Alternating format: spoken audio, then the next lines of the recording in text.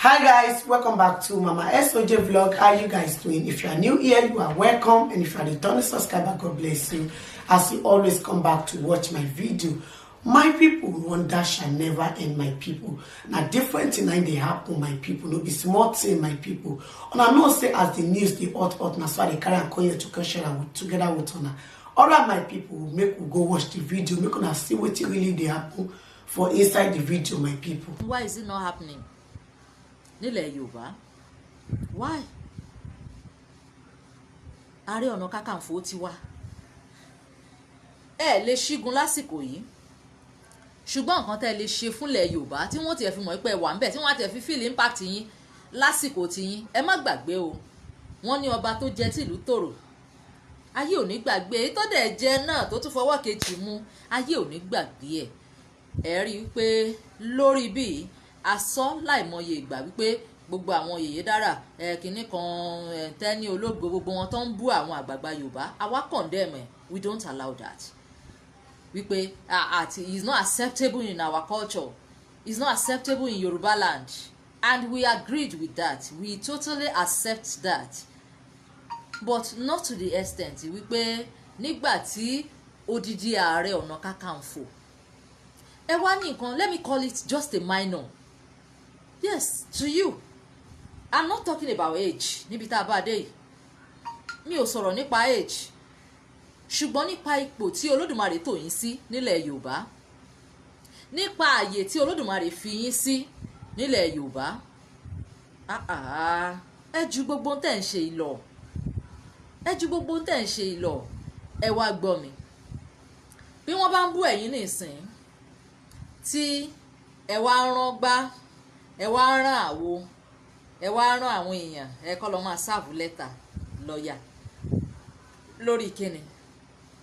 Ẹ tún wá ṣe yẹn, kò tún mọ níyẹn. You keep threatening her. Kí ló bá yẹn dé? Ẹ má gbàgbé lórí social media platform tá a wà yìí náà ni. Ẹ sábọ̀dù dìdí announce ikú Tinubu ni. Yes, so this one is Zainab Tuba and Auto Gele, my people. No kind of Tuba wey be say dey for this world wey be say Zainab no dey do am. Na she dey do am by herself, my people. Na dozen na one buy wey be say na one resell am for abroad. Abi na which kind one I want. Make na contact Zainab for na latest Tuba and Auto Gele. The kind of design wey be say una never even jam for any place, my people. Na Zainab and na go forget the latest style and the latest design for Auto Gele and Tuban. Make na contact Zainab if you be person wey be say you dey resell am for abroad, abi you just wan buy am many put for house make you dey change am. Contact Zainab for all kind of color of Tuban or any kind of style of Auto Gele. Contact Zainab for your latest Tuban and Auto Gele and thanks me later.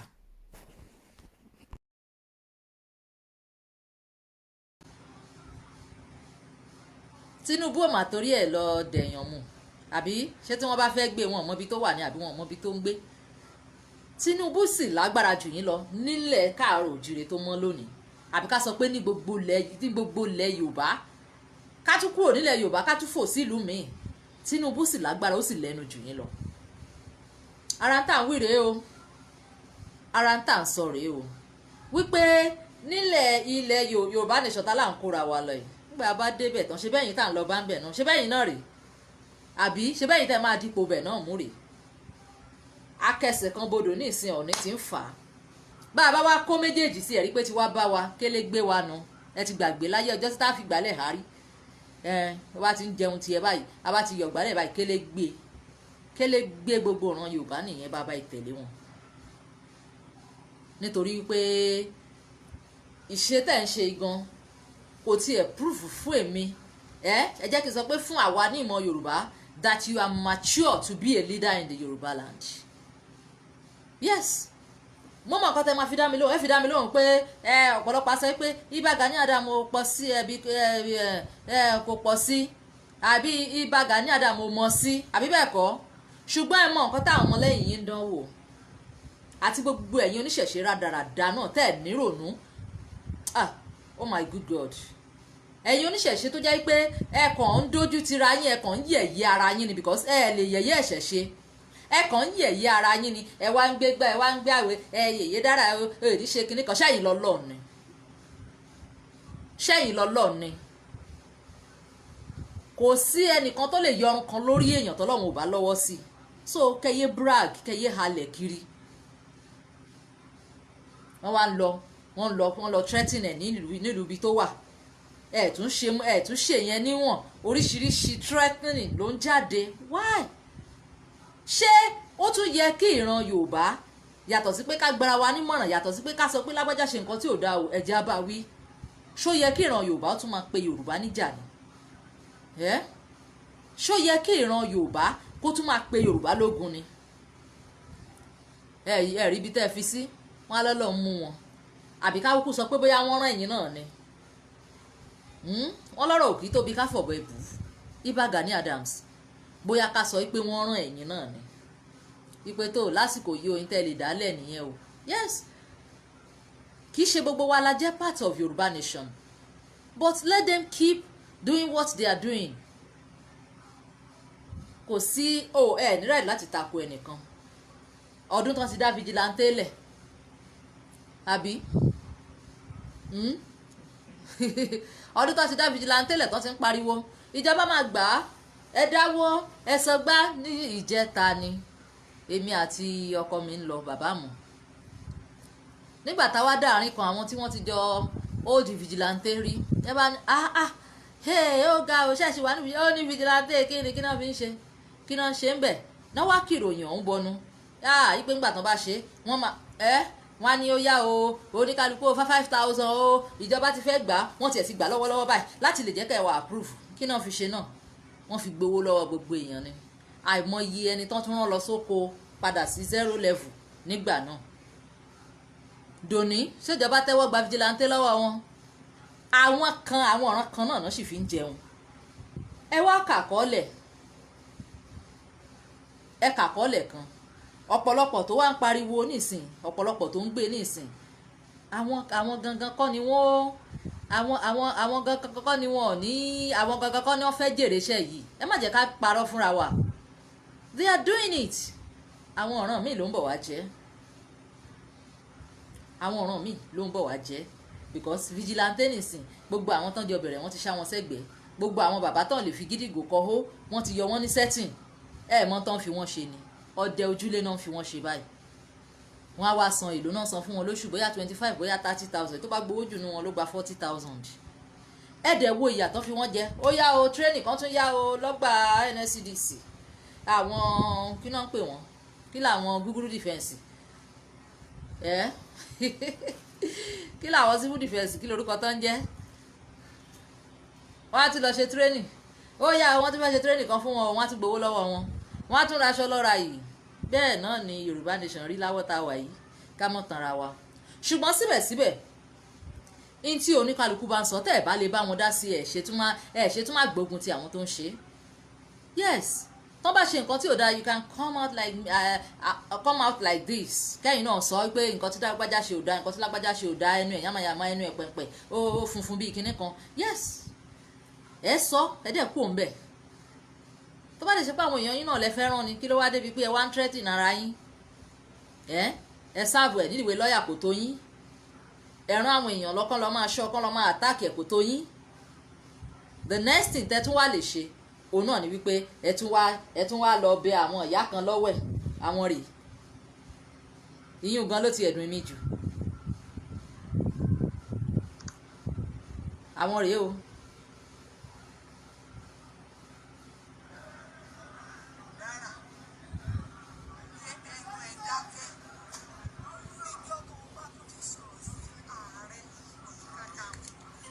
ń bọ̀ o wọn ò tiẹ̀ sọ̀rọ̀ sókè gan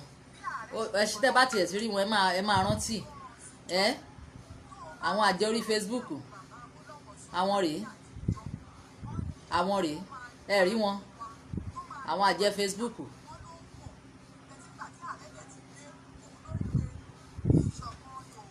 ṣé ẹ̀ ń gbọ́ tàn.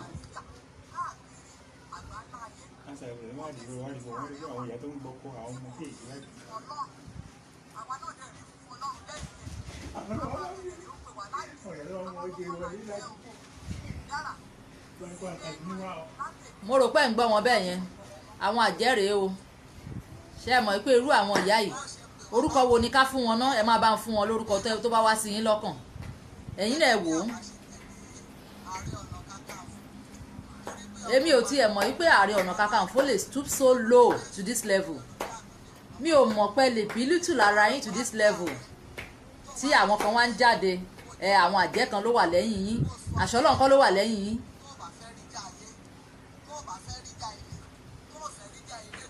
àṣọlọ́ nǹkan ló wà lẹ́yìn yín ẹ̀yin náà wò ẹ̀yin náà wò ṣé ẹ sọ pé ẹ̀rí yìí ni ṣé ẹ fẹ́ sọ pé ẹ̀rí ṣé ẹ fẹ́ sọ pé ẹ̀rí lè ẹ̀yin náà wò ó kí ló tì létò yìí agbanilétí orúnkún ṣẹ̀jẹ̀ ẹ wá lọ ṣàwọn ìyá kan jẹ wọ́n wá láwọn àjẹ́ ṣé tó bá ṣe pàjẹ́ ni wọ́n ní tòótọ́ ṣàwọn tó kí wọ́n ó jáde lọ́sàn-án gan báyìí ṣé àjẹ́ àmọ́ fi rẹ̀ hàn pàjẹ́ lòun ni ẹ wò ó ṣe rí ẹ̀yin oníṣẹ̀ṣe àbí ẹ̀yin oníṣẹ̀ṣe ni because àwa ò kì í ṣe oníjàkújàkú báyìí àìrí mi ni ẹ ń dọ̀tí ìṣẹ̀ṣe jù ẹ ń dọ̀tí ìṣẹ̀ṣe ẹ ń kó ẹrẹ̀ ẹ ń kó bá ìṣẹ̀ṣe kí ni gbogbo rádaràda eléyìí ẹ̀yin náà fẹ́ fojú hàn ẹ fẹ́ fojú hàn ẹ wá fi gbàjá kan gbàjá ẹ wá faṣọ kanṣọ ẹ wá fẹ̀gbẹ́kẹ̀gbẹ́ ẹlẹ́yìn àjẹ́ tẹ́ wà lẹ́yìn dára àbí tẹ́ wà lẹ́yìn Gani Adams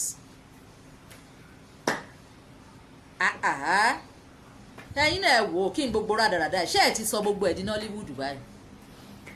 tìjọ́ sí larita ń wí tẹ̀ ń kó aṣọ òògùn kiri orí íńtánẹ́ẹ̀tì tóníkálukú ń wọṣọ lálùdé tẹ́ ń wọ ti kí lorúkọ Abija tọrọ wá dọ̀rọ̀ ṣubú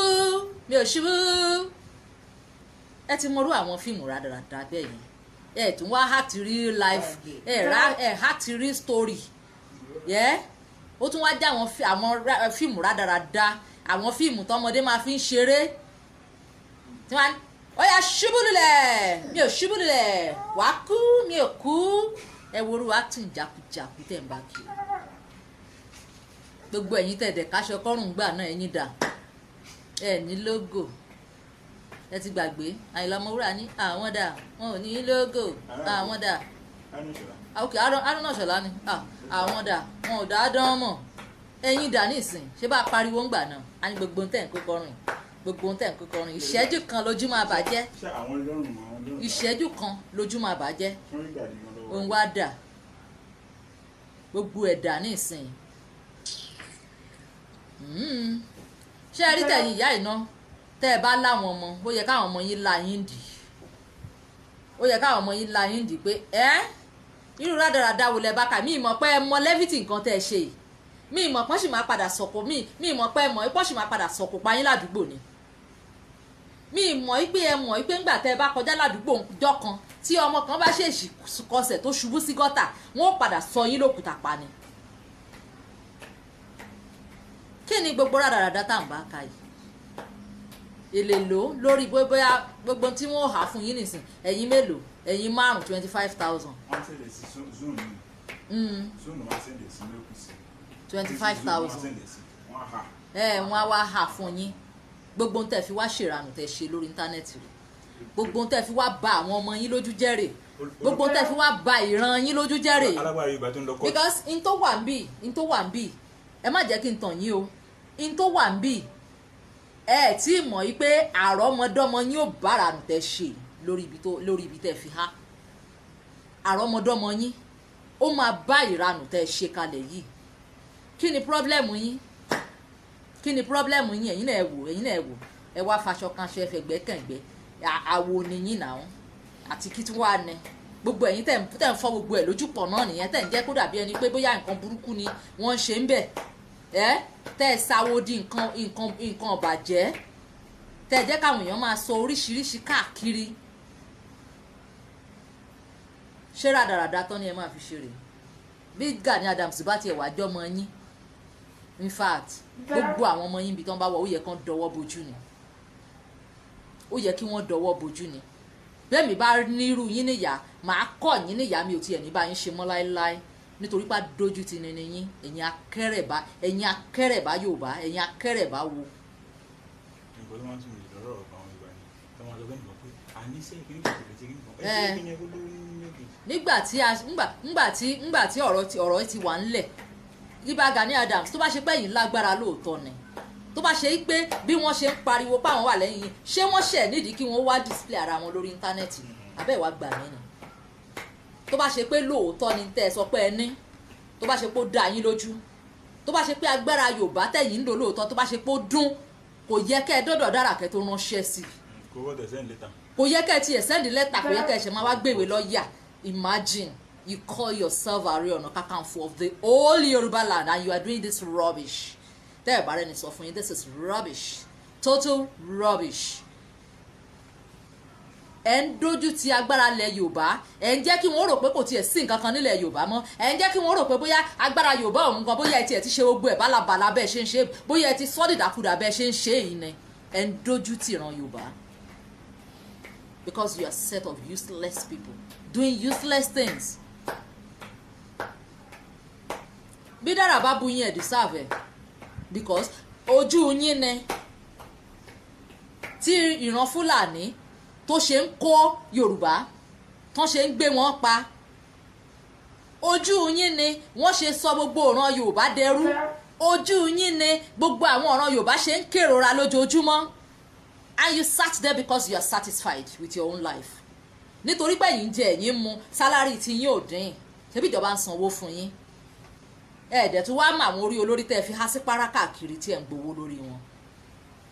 so ó di dandan ẹ̀yin á jókòó síbẹ̀ ṣé bẹ́yìn ti wà lókè ńbẹ̀ ẹ ti gbàgbé ìsàlẹ̀ ẹ ti gbàgbé ọ̀nà tẹ́ bá gòkè ẹ ti gbàgbé ọjọ́ tí wọ́n kó ṣẹ̀kẹ̀ṣẹ̀kẹ̀ sí yín lọ́wọ́ báyìí tẹ́yìn náà jẹ̀rora lọ́gbà ẹ̀wọ̀n. nǹkan tó ń rántí pé gbogbo àwọn gómìnà tó ń ṣe gómìnà Gani Adams ló kó àwọn tó ń ṣe gómìnà fún wọn ibi tí yóò torí ẹ̀ ní so àwọn ti wá gbàgbé àwọn ti wá gbẹ ẹ̀yin ti gbàgbé ẹ̀yin náà ti gbàgbé pé nígbà kan ẹ̀yin náà wà nílẹ̀ pẹ̀pẹ̀ báyìí ẹ̀yin náà ti gbàgbé pé nígbà kan ẹ̀yin náà rágó báyìí ẹ̀yin náà ráhùn ayé ti wá tó yín lọ́wọ́ nìsín ẹ̀yin ti ń dágbádá funfun bolẹ̀ èmi máa ń sọ gbogbo àwọn tó bá ti ṣiṣẹ́ débi adágbádá funfun wọn kì í ṣe nǹkan kan mọ́ because they won't allow stain ẹ wo àwọn olórí yàn dáadáa tó bá ti ń ṣiṣẹ́ débi agbádá funfun yẹn màámi àbí bàámi ẹ bọ̀dá mi sista mi wọn kì í ṣe nǹkan kan mọ́ aláṣọ funfun ni mí mo ti jìnnà sálábàtà they will not be ready to do anything again and that is them that is how they have been doing but Ààrẹ Ọ̀nà Kakanfò Ààrẹ Gani Adams a rò pé nígbà tẹ́ jà náà because I witnessed ogun OPC ńgbà náà I was an eyewitness mo dẹ̀ mọ bí àwọn OPC ṣe jà ṣùgbọ́n nísìn àti ẹ̀wà ní kẹjà ní kẹjà ṣùgbọ́n níbi tí ìran Yorùbá bá ti nílò yín ṣe ló yẹ kẹ́ ẹ dìde. bí Sunday Igboho ṣe ṣe tó orílẹ̀ àná ẹ̀fẹ̀ ìgbàlẹ̀. yes. tó bá ṣe pé ẹ láṣẹ lóòótọ́ tó bá ṣe pé agbára ń bẹ lọ́wọ́ yín lóòótọ́ ṣé bẹ́ẹ̀ ń lọ Kútọ́nù ṣe bí ààrẹ nìyí ẹ wá dákẹ́ ẹ wá fọwọ́ lẹ́rán ẹ wá fi síbẹ̀ ẹni kó máa ṣorí orí ẹ̀ ń bẹ̀ because kò mọ bó ṣe ń ṣe ní struggle you have been in the struggle for long ẹ ti gbàgbé wípé ẹnìkan náà ni ó gbà pò yín kò dẹ̀ síbẹ̀ ṣe lè ṣe wọ́n padà gbá láìkú náà ni bẹ́ẹ̀ ni wọ́n lè má bá yín du Ààrẹ Ọ̀nà Kakanfò. ẹ bóyá sọ̀rọ̀ on the beginning of struggle pé bóyá ìṣẹ̀lẹ̀ sí Gani Adams àti Freddy Fashion Dr. Freddy Fashion wọ́n kọ́ra wá ṣẹlẹ̀ sí Sunday Igboho àti Gani Adams Sunday Igboho ló ní máa take over Gani Adams. bẹ́ẹ̀ni dandan nìyẹn. That's the problem sí o. dandan nìyẹn ọ̀pọ̀lọpọ̀ rò pé bóyá we are against Sunday Igboho never àwa máa ń sọ tiwa ni àgbólówó. but we will say the truth. so because kò sí bàbá ńlá ẹni tó sanwó fún wa kò sí yàrá jẹ ẹni tó kówó fún wa. so kì í ṣe pé. àgùntàn tiwa ò jẹ́ lábẹ́ Gẹ̀ẹ́sì. yes now. iṣẹ́ ọwọ́ ọ̀bọ̀lọ̀bọ̀ ń jẹ. yes now. so wípé bóyá wọ́n ti kówó kan fún yín bóyá wọ́n ti ẹ gbàgbé kò sówó kankan tán kó fún wa ṣùgbọ́n tí òótọ́ ọ̀rọ̀ bá ti délẹ̀ a máa sọ dáadáa. yes now. Yèyé Dára may be abusing the elders ṣùgbọ́n nígbà tó dé apá ọ̀dọ̀ tìyín kò tiẹ̀ wá yẹ kẹ́ jà kò tiẹ̀ wá yẹ kẹ́ bínú kí làwọn Ọọ̀ni of Ifẹ̀ ṣe kí la Aláàfin ṣe ikú bàbá yèyé kí ni Olúbàdàn tí wọ́n ti accuse pé ó gba 50 million kí ló ṣe wọ́n dákẹ́ wọ́n ń wò wọ́n ràn ni ṣé ẹ̀yin tí àgbà fi ń jẹ́ àgbà ṣé odò okùn kọ́ ni wọ́n sọ pé wà ní àṣelọ́ lẹ́yìn fi ń jágbà àṣelé ẹjọ́ lẹ́yìn fi ń jàre ọ̀nà kakanfò ẹ wá ṣe jára dáradára. tó bá jọba kan tó bá yẹn lọ court àwọn àgbà tẹ́sírì àtúgbàlẹ̀ ẹbòmíì mọ́ àtúnṣe kinní kan ó ga lára yín ó ga lára yín ẹ rí nǹkan kan ṣe ókè awòyìn ràn pé ẹni ẹ lè jẹ́ kó máa fi tí àgà sílé ààrẹ kiri awò pé wẹ́ọ́ kò dáa kó máa fi tí àgà sílé ààrẹ kiri lóòótọ́ kẹ́yìn náà mọ́ di olúwa àgbáyé tí wọ́n gba adé lórí ẹ̀ a sọ̀pọ̀tì ẹ̀ pé ó dáa náà o Ààrẹ Ọ̀nà Kakanfò kí wọ́n máa wá fi tí àgà sílé yín o kò dáa o òyìnbó ò la lè lò fún ẹ̀yà lóyìnbó. It's a demonstration of the data of the Ààrẹ Ọ̀nà Kakanfò chieftaincy of the chieftaincy title. ṣùgbọ́n síbẹ̀síbẹ̀ náà ẹ dẹ̀ wá rètí ara yín kọjá bẹ́ẹ̀ ṣe rí